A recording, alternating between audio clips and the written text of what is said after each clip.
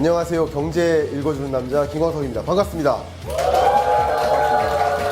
2019년 하반기 벌써 1년의 반이라는 시간이 지나갔습니다. 이 길 끝에 뭐가 정확히 펼쳐져 있을지를 먼저 들여다봐야 되지 않겠습니까? 구조적 장기 침체 오는가, 기준금리 인상 어렵다, 미중 무역 분쟁은 장기전이 될 것이다, 한국의 경제 성장이 중단기적으로 역풍을 맞고 있다. 저와 함께 남은 하반기 한국 경제라는 바다에 같이 빠져보도록 하시죠. 네.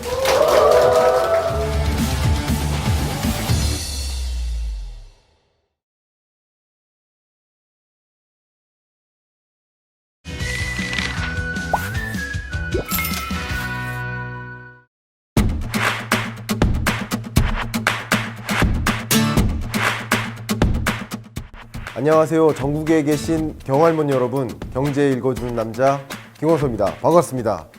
오랜만에 계속 대담만 하다가 강의를 준비를 했습니다.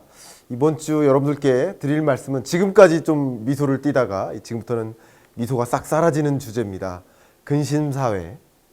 제가 얼마 전에 칼럼을 한 신문에 기고를 했는데요. 이 스페셜 칼럼의 그 주제가 바로 근심사회입니다. 이 근심사회라는 단어를 제가 한번 우리나라 사회에 던져본 그 주제입니다.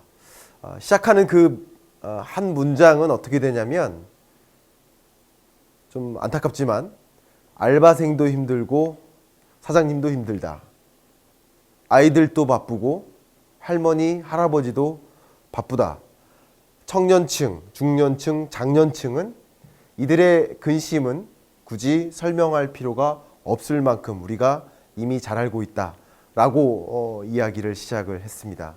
그 이야기를 지금 본격적으로 시작을 해보도록 하겠습니다. 우리나라의 근심, 그 대표적인 용어는 어쩌면 저출산으로 설명되지 않는가, 아이를 낳기가 굉장히 어려운 사회라고 생각이 됩니다. 물론 그 저출산 현상을 놓고 이야기를 한다면 한두 가지 주제로 저출산 사회가 야기됐다라고 설명하기는 굉장히 어려울 겁니다. 그러나 그 저출산 사회가 야기된 그 중요한 배경 중에 하나로서 빼먹을 수 없는 그것이 바로 청년 고용이지 않나, 그런 생각을 해봅니다. 결국 청년들이, 원래 청년을 상징하는 그 용어가 패기였다면 패기가 사라지고 지금은 포기가 되어가고 있는 것이 아닌가. 5포 세대 혹은 N포 세대, 이런 용어가 쉽사리 이야기 나누어질 만큼 그 개념에 대해서 굳이 설명드리지 않아도 이미 여러분들이 다 알고 계실 만큼 굉장히 그 청년을 상징하는 용어가 되어버렸습니다. 취업이 안 되니까 그 청년 고용의 어려움은 수차례 제가 강조해서 설명드렸기 때문에 다시 설명드릴 필요는 없겠지만, 청년들이 결국 사회 진입이 지연되고 있다. 청년 고용을 추계하는 경제활동 인구조사상에서 청년을 정의하는 개념은 만 15세에서 29세까지인데 청년이 아닐 때 사회 진입한다라는 표현을 제가 종종 쓰죠. 결국 만 30세가 넘어서야 취업에 성공하고 사회 진입이 되니까 결혼을 꿈꾸기가, 연애를 꿈꾸기가, 결혼을 해서도 아이를 낳기가 굉장히 어려워지는 것이 아닌가. 결국 보시는 것처럼 평균 초혼 연령이 이렇게 늦어지는 이유는, 이 늦어지는 이유 자체는 청년들이 사회 진입이 지연되고 있기 때문에 결국 저출산 현상도 여기서부터 비롯되는 것이 아닌가 하는 생각을 많이 해봅니다. 실제 우리나라의 출생자 수 계속 급감하고 있고요. 특히 중요한 것, 합계 출산율이라는 이 지표가 최저 수준이고 2020년, 21년까지 더 하락할 것으로 통계청은 전망하고 있습니다. 근데 이 합계 출산율이라는 이 지표는 여러분들 다 아시고 계시지만 우리나라는 거의 전 세계에서 가장 낮은 수준입니다. 보시는 것은 OECD 데이터예요. OECD에서 Society at a Glance라는 그 페이퍼에서 제가 발췌를 했는데, 이 지표는 물론 OECD 자료지만 전 세계를 비교했습니다. 이건 주요국의 현황인데요. 보세요. 1995년과 1970년과 비교를 해볼게요. 1995년도에만 해도 우리나라의 합계 출산율은 다른 여타 국가보다 높은 수준이었어요. 그리고 해를 거듭해서 1970년이 되면서 많이 떨어졌고요. 그리고 근래 들어서 2017년 기준으로는 우리나라가 최저 수준입니다. 합계 출산율 기준으로 세계 224개국 조사 대상국 중에서 220위로 가장 낮은 수준에 해당됩니다. 결국 합계 출산율이 낮은 이런 저출산 현상, 이것은 사회의 다양한 문제, 근심거리가 아닐 수 없는데요. 결국 근심이 많다 보니까 출산도 더디하고 꺼려하고 멀리하는 것이 아닌가. 근심 사회를 상징하는 중요한 용어가 되고 있다. 그런데 반면에 사망률은 가장 높은 나라이다 라는 측면에서 굉장히 우려가 큽니다.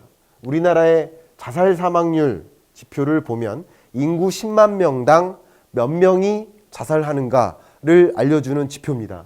우리나라의 자살 사망률을 주요국들과 비교를 해볼 텐데요. 역시 가장 높은 수준입니다. 우리나라는 세계에서 출산율은 낮고 자살률은 높은 그런 나라에 해당된다. 근심사회를 보여주는 가장 명확한 잣대가 아닌가 생각을 해봅니다. 왜 한국 사람들은 자살을 할까?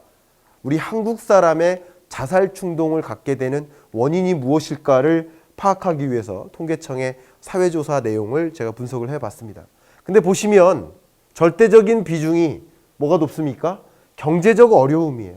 그러니까 청년들이 고용되지 않고 사회 진입이 지연되고 아이를 낳을 수가 없고 그런 것들이 고충으로 자리 잡다 보니까 극심한 근심이 되다 보니까 자살 충동을 겪는 게 아닌가. 물론 자살 충동 사유 중에 경제적 어려움이 아닌 다른 여러 영역들도 상당 부분 경제적 고충과 밀접히 관련이 됩니다. 그런 측면에서 상당한 자살 충동의 원인이 경제적인 고충, 경제적인 어려움에서 비롯되는 것이다 라고 판단해 볼 수 있겠죠. 마지막으로 청년, 중년, 노년에 이르기까지 그 근심은 사라지지 않고 있습니다.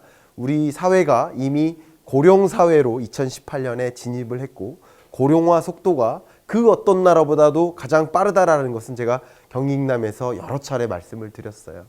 근데 그 노년층으로 진입하는 노년들의 삶이 이렇게 혹독합니다. 노인 빈곤율이 OECD국에서 가장 높아요. 노인 빈곤율이 가장 높습니다. 그러니까 노인은 사회에서 계속 머물다가 적당한 평균 임금에 의존하면서 살 때는 여유로웠는데 결국 은퇴 후 노년층으로 전환되는 과정에서 노후 준비가 미흡하다 보니까 소득 절벽을 경험하면서 빈곤한 계층으로 전락되는 거죠. 그 밖에 여러 가지 문제들이 많이 있겠죠. 특히 우리가 가장 우려해야 될 점들은 지금 현재 우리 사회의 주력, 우리 사회를 이렇게 윤택하게 만든 세계 휴대폰 보급률 가장 높은 우리나라, 이런 나라를 만든 그 주역이 현재의 50대 베이비붐 세대라고 볼 수 있겠는데요. 이들이 결국 향후 5년 후 정도면 많은 절대적 비중이 노년층으로 전락하고 맙니다. 근데 이 노년층으로 전락한 노년층의 빈곤한 수준이 가장 높다 그러면 정말 아이부터 그리고 어른까지 그리고 어르신들까지 그 근심이 가득하지 않나 하는 것을 대변해서 설명해 줍니다.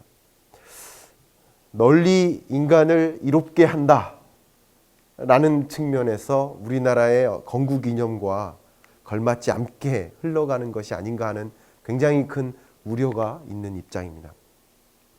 제가 그 칼럼에 마무리하는 말씀을 뭐라고 했냐면 근심 없는 사회, 그럼 근심 사회에서 근심 없는 사회로 어떻게 우리가 전환될 수 있을까?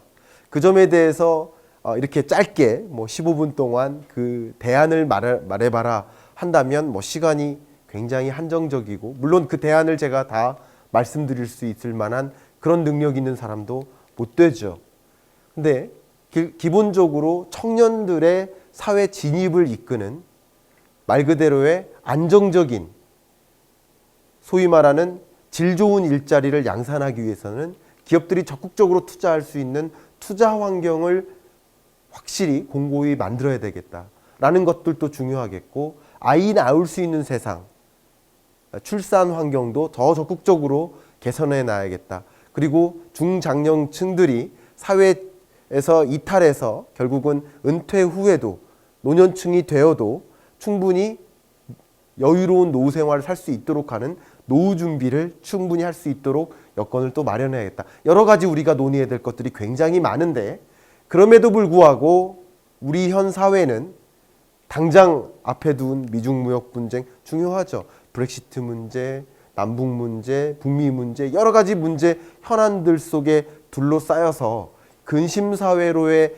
이 중차대한 이행 과정을 고민하고 있지 않지 않는가. 근심 사회에 대한 근심이 부재하지 않은가. 결국 근심 없는 사회로 가기 위해서는 우리 사회는 근심 있는 사회가 되어야겠다. 지금 현재 중차대한 먼 미래를 놓고 충분히 근심하는 사회가 되어야 말 그대로의 근심 없는 사회로 진입할 수 있지 않을까. 제가 이 주제를 가지고 고민하다가 한 선배님께 이 주제를 가지고 좀 저보다 훨씬 연륜이 있는 분들께 논의를 해봤는데, 그 한 분이 이런 말로 칼럼을 마무리하면 어떻겠냐라고 추천을 했습니다. 제가 한자나 이 고어에 되게 무식한 사람인데요. 그 분의 추천으로 이 말을 끝으로 칼럼도 마무리했고 이 강연도 마무리할까 하는데요. 공자의 논어에 나오는 이야기입니다. 인무원려 필유군우.